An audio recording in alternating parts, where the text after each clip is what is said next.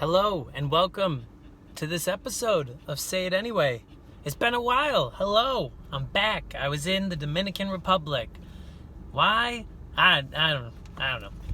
No, because I love going to other countries and seeing the culture, and I needed to escape America a little bit. When I came back, it turns out things are even worse here. So that's beautiful.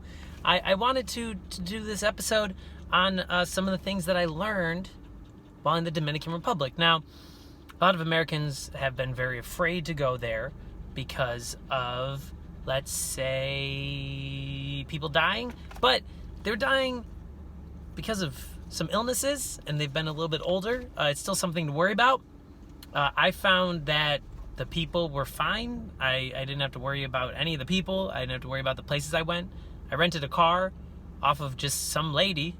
Gave money to some lady. That's how I rented the car, because I had a reservation at the airport, and the rental companies were like, "Nah, we just don't got cars." And I'm like, "But I have a reservation." They're like, "Meh, want to pay us extra? Then we'll have a car." I was like, "Nah." So I found just a local person, and she's like, "Here's a car." It happened to be Japanese, and the turn signal was on the wrong side, and there was there was a CD of oh god, it's not salsa music, it's bachata music that just kept playing over and over, and I didn't really know how to turn it off, so that played on loop. The mirrors didn't exactly work, all the levers were backwards, but it was great.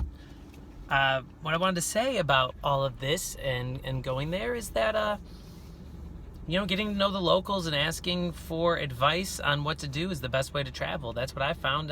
They were able to hook me up with everything. There's a big culture of, let's say, tourism there, so people understand that that's where they're going to make some money. And I wanted to share some of the things that I learned. So here we go. First thing I learned about traveling to the Dominican Republic. Your issues travel with you.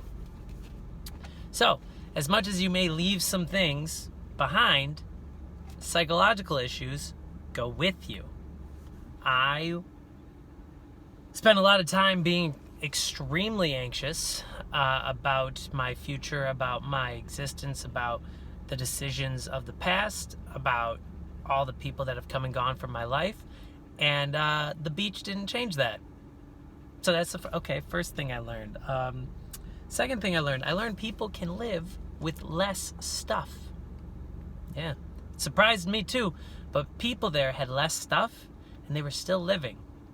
It's crazy. Another thing I learned, Chicago and LA driving does not scare me anymore. The Dominican Republic can be explained by a series of speed bumps everywhere because everyone drives insane and there's almost no laws.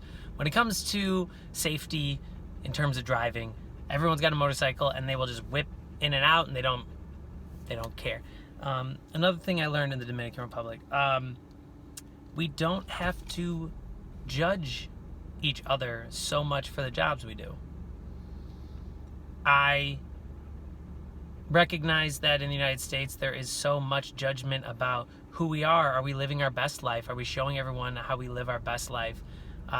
Am I somebody that's good enough, or am I going to be working class? And what I noticed there a bit, there of course is too much bullshit classism when it comes to like resorts where people with money come in and buy up beautiful land and then they don't pay employees enough. That is definitely an issue, okay? The disparity of income is definitely an issue. I'm not talking about that.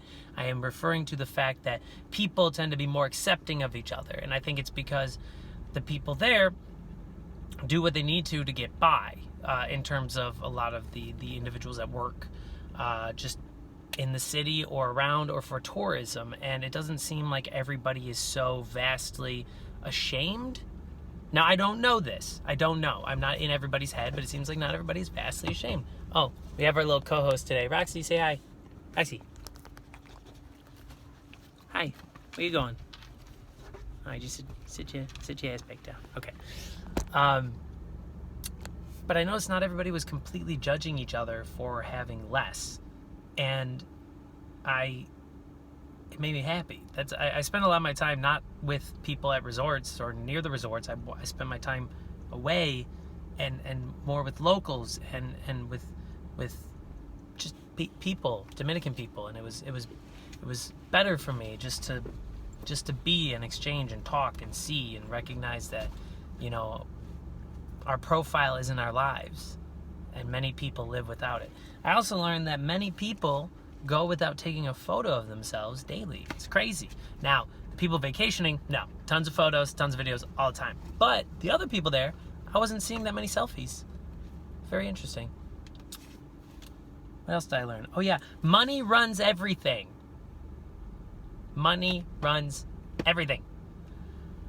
I hate how much money determines everything, whether you're safe or okay. All right, you're up here now, Baxi. It just runs everything. It dictated so much of what was happening and why, and it very much determines the living conditions of other people. And you know, it just seems like I've never liked income disparity and income inequality in America. And then also when you go there and you're like, oh, okay, look at these things that are like supreme resorts, and then all the people that work behind the scenes for it and what those conditions are like. So yeah, money still runs the world, and then money also can equal safety. Now, knowledge and street smarts can equal safety. Having people that you know and knowing where you're going can equal safety. But also, there were, you know, greater protections for those with money. So, let me see. What is there anything else that I learned? Oh yes, that English is still overly known by so many people. I don't really know much Spanish, and I expected to not be able to communicate much, and that the problem would be on me. But no, many people knew English. Even people that were coming from different areas, they all knew English, and that's very advantageous for me. But I think it's very bullheaded of us to continue to have a country where we don't prioritize learning multiple languages from early childhood. Like, you don't really start learning anything until high school, like until you're like 13. Really? You have all those developmental years of acquiring words from 1 till 13, and we're like, let's start at 13, kinda. Like, I didn't take it seriously. I didn't understand the importance of learning another language because I grew up in the way of America's #1, and English is what people should speak. So, yeah, what I learned is just a whole lot of things. I gained some perspective, which is great, and I also realized that I can't run from my severe anxiety. So, happy to be back. I'm a little tan. My hair's a little long. You know, you can see. Maybe even longer. I don't know. Could be blonder now. But I'm happy to be talking to you guys again. I pretty much have turned off my phone completely other than these videos. So please comment. I may or may not see it. I don't know. Anyway, I love you guys.